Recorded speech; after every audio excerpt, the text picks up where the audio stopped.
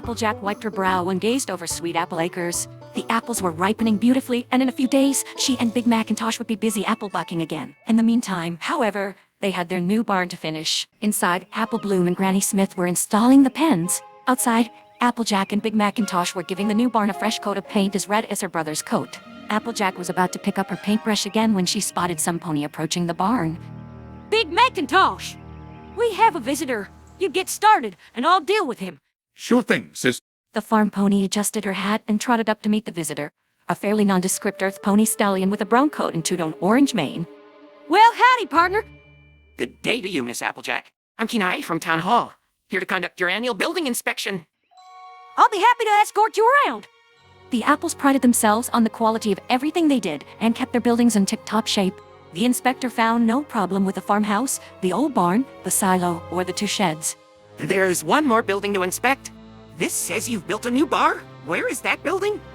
A bar? That's preposterous. Oh, y'all must mean the new barn. That would make a lot more sense. Kenai agreed. He double-checked his paperwork. But this does say I'm here to inspect a bar. Well, I don't know what to tell you, partner. Y'all ain't gonna find a bar on Sweet Apple Acres. I'll go ahead and delay my inspection for a month. That will give you time to visit Town Hall and get this problem corrected. Thank you. What do you mean there's nothing y'all can do? Applejack stared down the silver earth pony behind the desk. His short blue mane was perfectly arranged on his head, unruffled by the slightest bit of hard work. The twist of red ribbon on his flank perfectly matched the name etched on the nameplate on his desk. Red tape. I said I can't simply ignore the clearly written words on the permit the town council approved. The stallion explained evenly. My forelegs are hobbled. It's a typo. A typo. I'm sorry. You can raise the issue when the town council meets again in 5 weeks. I want to speak to the mayor myself. I'm terribly sorry, miss. The mayor is attending the Equestrian Society of Mayors and Town Managers annual meeting in Winnipeg, and she won't be back for 10 days. In the meantime, according to the permit, your bar is scheduled to be open in 3 days. There ain't gonna be a bar, partner. I'm afraid there will be substantial penalties for failing to meet the requirements of your permit, Miss Applejack. And need I remind you, the Apple family commercial license is up for renewal soon. Ponyville is generally not interested in doing business with lawbreakers. Applejack glared at the stallion, but he watched her calmly, moving some papers around his desk. She wasn't going to be able to fix this alone. Would you be interested in acquiring a copy of the regulations surrounding the operation of bars and restaurants? There will be a nominal fee of 10 bits, of course. Applejack paced angrily around the Ponyville library as Twilight sparkled page through a thick legal tome. I'm sorry, Applejack. As far as I can tell, everything Red Tape told you is in accordance with the law. I can't stand being held over a barrel by that. That varmint. That no good, lousy, stinking varmint. Whoa there, Applejack! Is there something between you two that I don't know about? About 2 years ago, he asked me on a date. I turned him down. Ever since, our official interactions have been a mite cold. I'm sure he'd be helpful to any pony else. My only consolation to you is that the town charter grants the mayor the authority to approve changes to official documents of a corrective and non-significant nature, subject to approval by the town council at their next meeting. So we just need to speak to the mayor. Who won't be back in town for more than a week? What do I do? Twilight Sparkle levitated several books off the library shelves. You operate a bar. You do it in accordance with all regulations and with the same hard work you put into everything you do. And your friends will support you.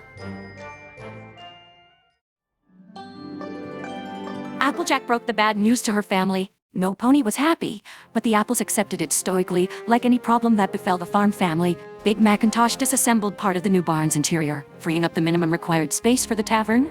Apple Bloom assembled the stalled doors into a makeshift bar, and Granny Smith brought out the Apple family's special reserves to sell. They all acknowledged it wasn't as bad as it could have been.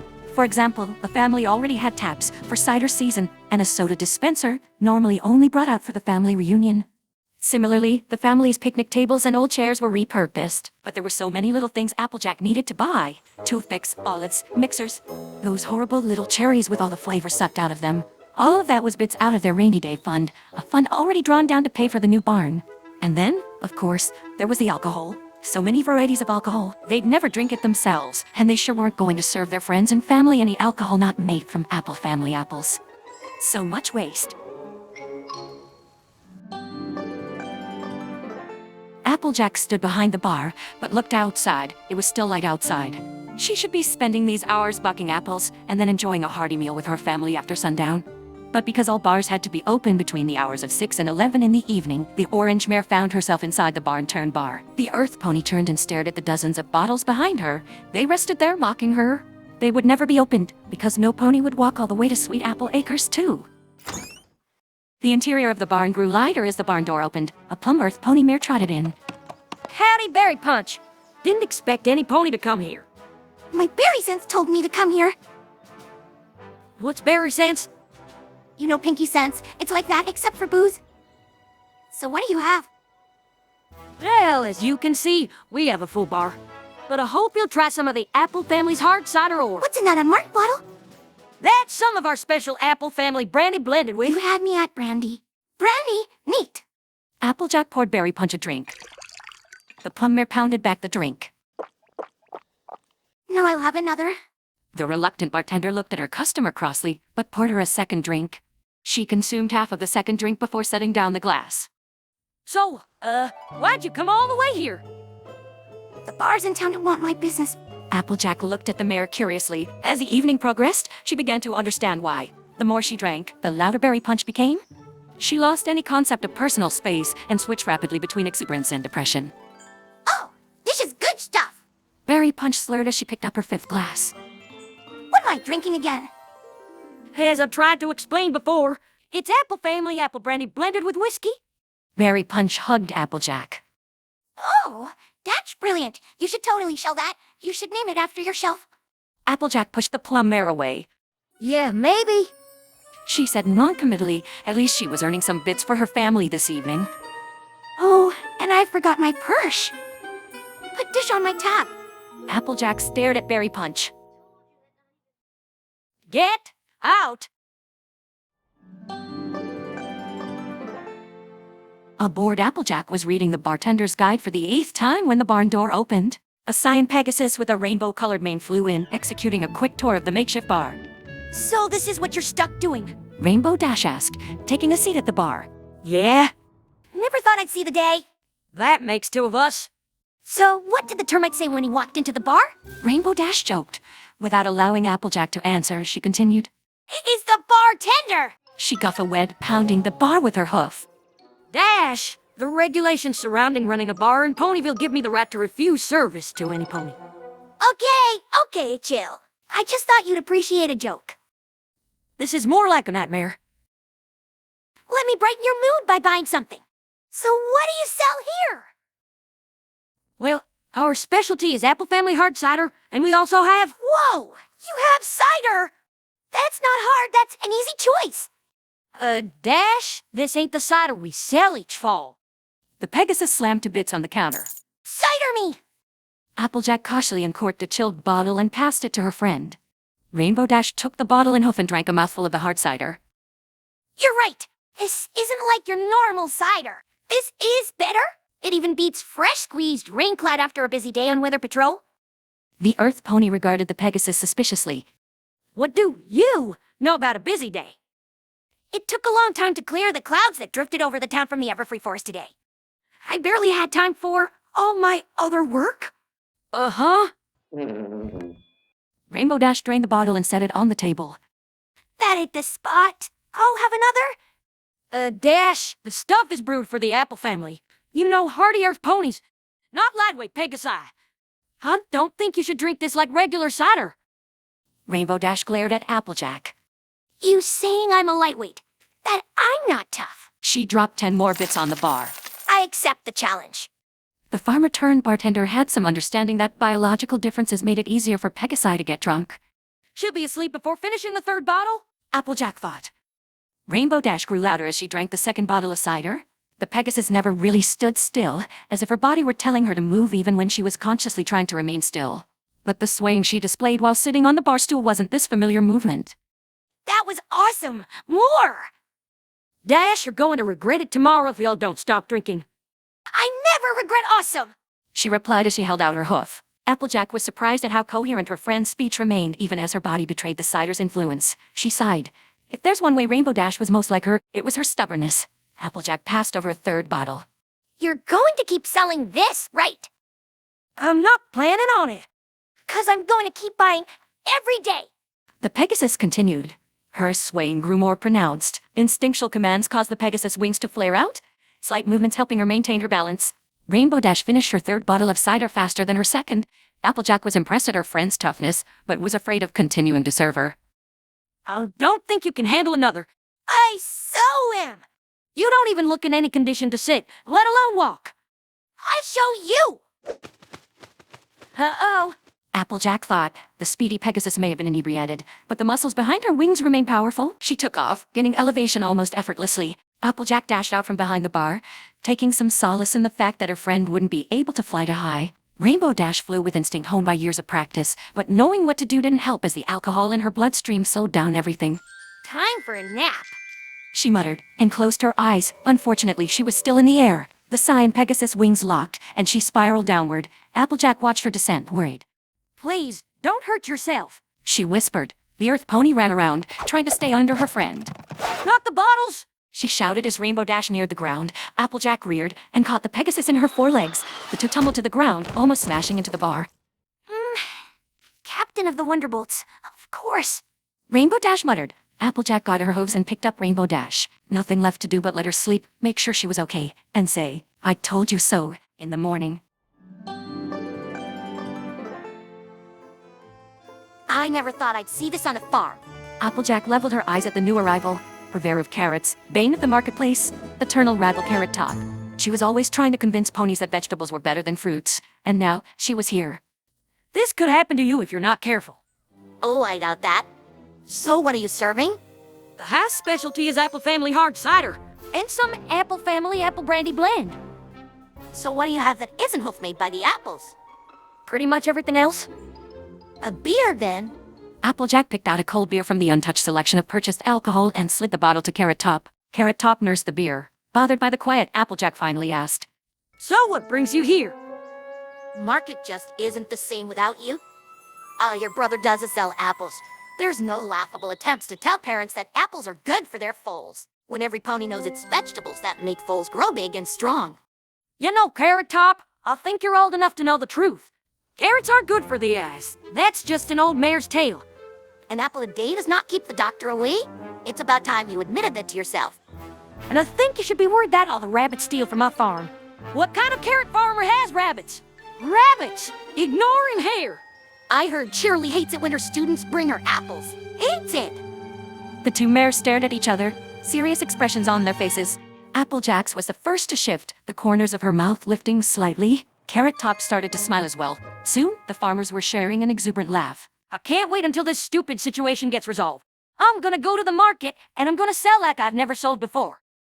Oh, you're going to try selling well? Applejack stared into her rival's green eyes. I'll outsell you for sure. It ain't much of a challenge. No. That sounds like a bet. My bottle of carrot vodka against your bottle of apple brandy. Applejack spit into her hoof and extended her foreleg towards her rival. Carrot Top met Applejack's hoof with her own. You're on! 2 hours had passed on the fourth night of operations. The only visitor so far was Apple Bloom, bringing her older sister dinner. Applejack still didn't want to be here, but she missed being able to talk to some pony. Any pony. The barn door creaked. Applejack smiled and raised her head as she said, Welcome. She then regretted that word when she saw the pony who walked in. The silver-coated Earth Pony Stallion smiled as he surveyed the establishment. Wait! Well, how do you do? Red Tape. I hope you're here for a drink. Indeed I am, Miss Applejack. I do enjoy going out for a drink on the occasional evening. Red Tape took a seat at the bar and placed 3 bits on it. Manhattan cocktail, please. Applejack poured whiskey and vermouth into a glass and added a dash of bitters. She added a maraschino cherry and hoofed over the glass. That's not a Manhattan. What do you mean? You added dry vermouth, not sweet vermouth. Huh? Applejack said. She turned and paged through the borrowed book of drink recipes. You're right. Applejack remade the cocktail. You know, if you want things like correctly made drinks, then why aren't you drinking at a place run by some pony with that talent? I'm a citizen of Ponyville, interested in trying all of the town's businesses. Red Tape consumed his cocktail in silence. When he finished, he stood up, left a 1-bit tip, and said, Thanks for the drink. The least eventful customer for Applejack's bar turned out to be the least satisfying one. Early the fifth evening, the barn door opened to admit the makeshift bar's fifth customer. Unlike every pony else, the lavender unicorn chose to sit at one of the tables, claiming a seat in the corner. Howdy, Twilight. Y'all want something to drink? Twilight Sparkle kept her eyes on a trio of books, paper, ink, and quills as they levitated out of her saddlebags. Nothing hard for me tonight. I'll just have a tonic water with lime. Coming right up. Applejack poured the drink and carried it over to her friend. What do you got there? One of the 3 books was open, and Twilight Sparkle was already taking notes with her magically animated quill. Just a little studying. The unicorn didn't lift her eye from the text as she spoke. Sugar Cube, don't you live in a library? Of course, it's just that. See? Spike is shedding scales right now. It's a bit distracting. Applejack collected the 2 bits Twilight Sparkle had placed on the table and headed back to the bar. Is Spike okay being alone? He's fine, Applejack. It's just a lot of itching, nothing dangerous. I've left him with a bottle of medicated lotion and 3 tubs of chocolate ice cream, both of which make him feel better. I guess that means he'll be okay.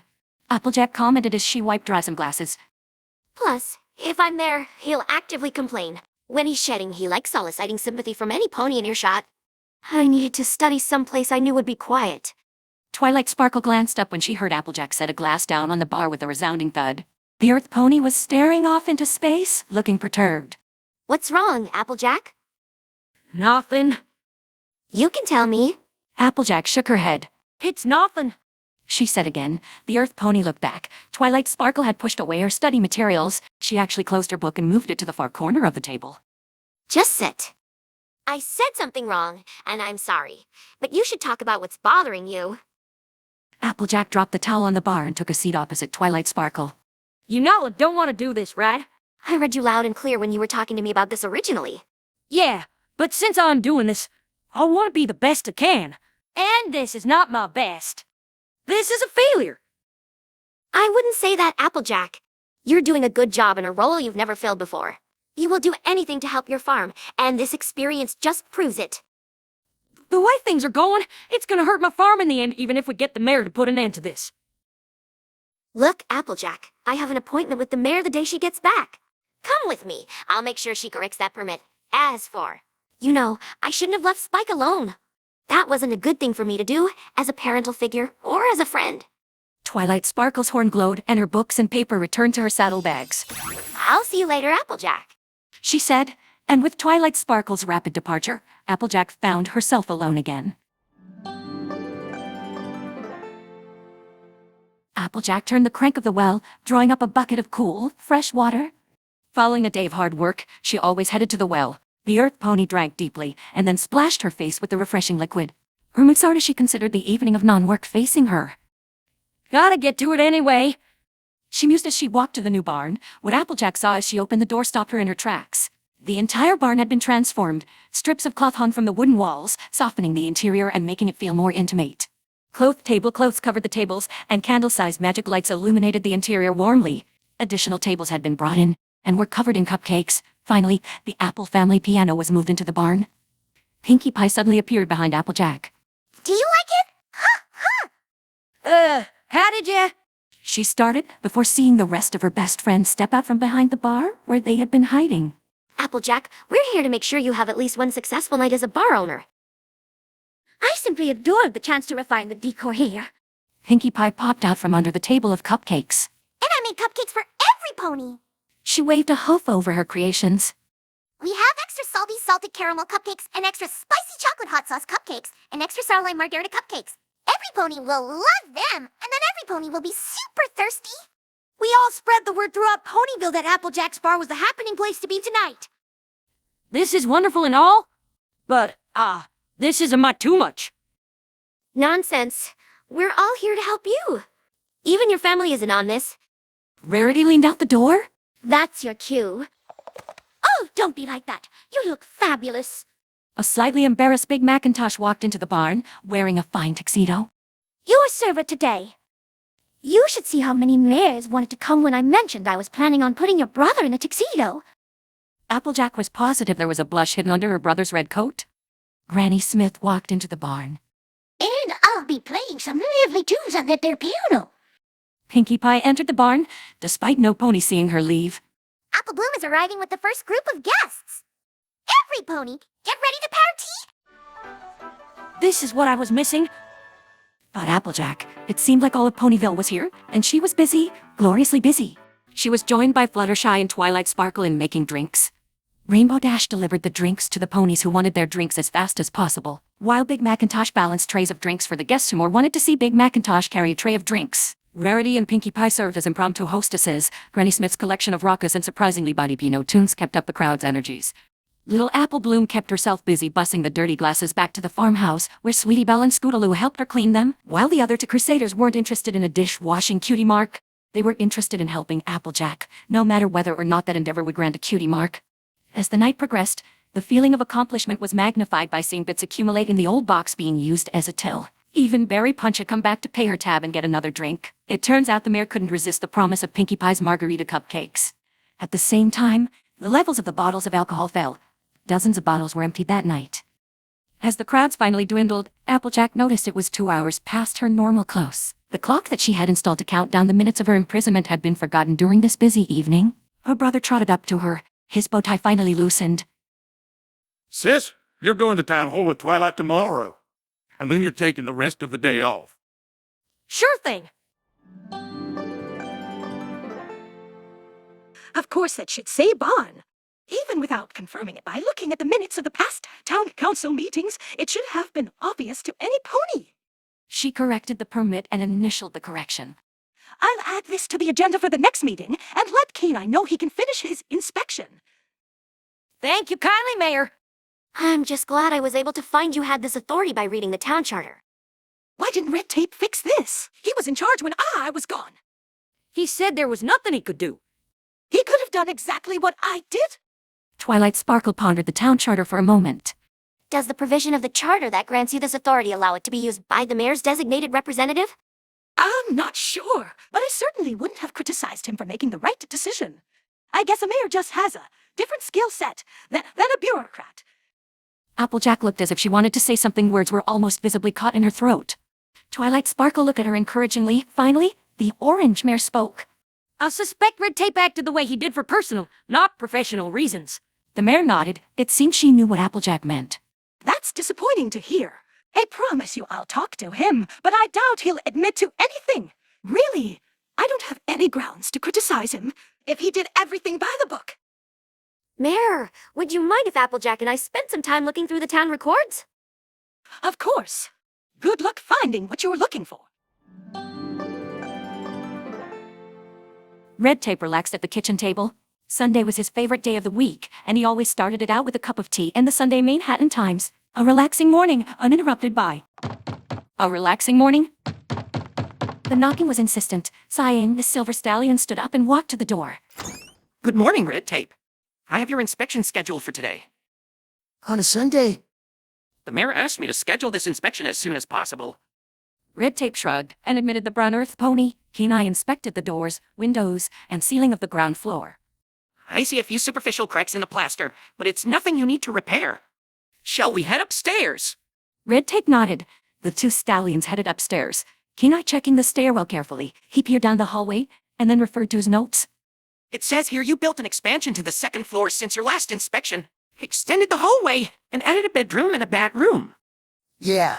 Wait, you mean bathroom, right? Kenai checked his paperwork a second time. This permit says bedroom and bathroom. Red Tape checked the document himself. That's clearly a typo. You can take that up at the town council's next meeting in 3 weeks. Kenai said. He started down the stairs. For now, I'm going to help you pass your inspection. A chill passed down Red Tape's spine as he followed the inspector. What do you mean by that? Kenai leaned out the front door. Are you ready, Fluttershy?